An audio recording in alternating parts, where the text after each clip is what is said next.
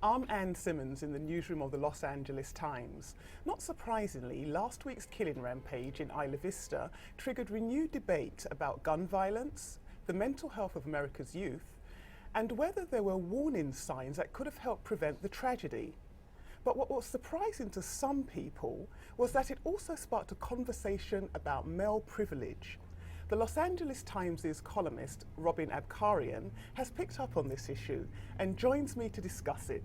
Hello, Robin. Hi, Anne. So, Robin, male entitlement, is this basically something that feminists have picked up on? Is this kind of valid? Is it a real thing? Yes. You know, it's interesting how such a terrible tragedy has provoked what is ultimately a political discussion about gender relations.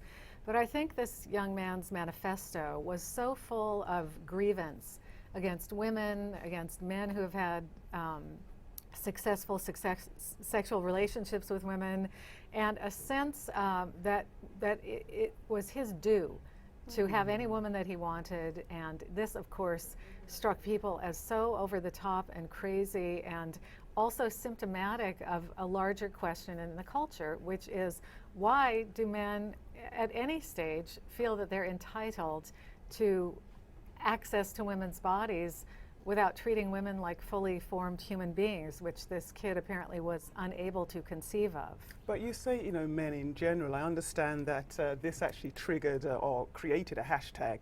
Yep. Hashtag yes all women. Right. And there was a bit of a backlash because men came out and said, well, listen, we're not all misogynists. That's right. So the hashtag yes all women was a sort of just a floodgate of confession from women about the things that they have experienced. Mm-hmm. You know, feeling like, you know, women are sent off to college with rape whistles while men are not.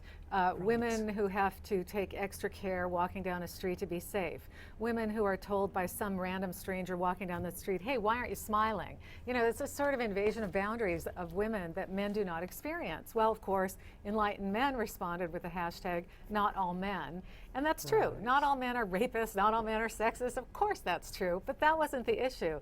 The issue is that women walk through the world in a different way than men do, and it's because of their gender.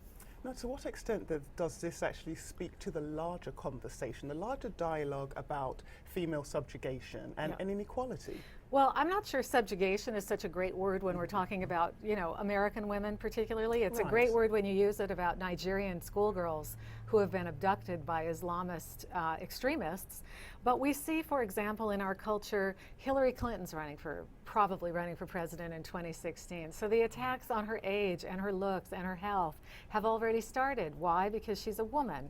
I mean, we see Jill Abramson, the first female executive editor of the New York Times, being really brutally fired, you know, without any of the niceties normally accorded men who are flicked away from that position. So that too unleashed this sense in the culture that women are treated differently, and it's given rise to discussion of something called the glass cliff. Now that women have gotten through the glass ceiling, they're in the top jobs, but they're in very perilous, precarious positions when they're there, and they get flicked away very easily, like Jill Abramson was. It's such an interesting conversation. Yeah. Thank you for your insight, Robin. It's my pleasure.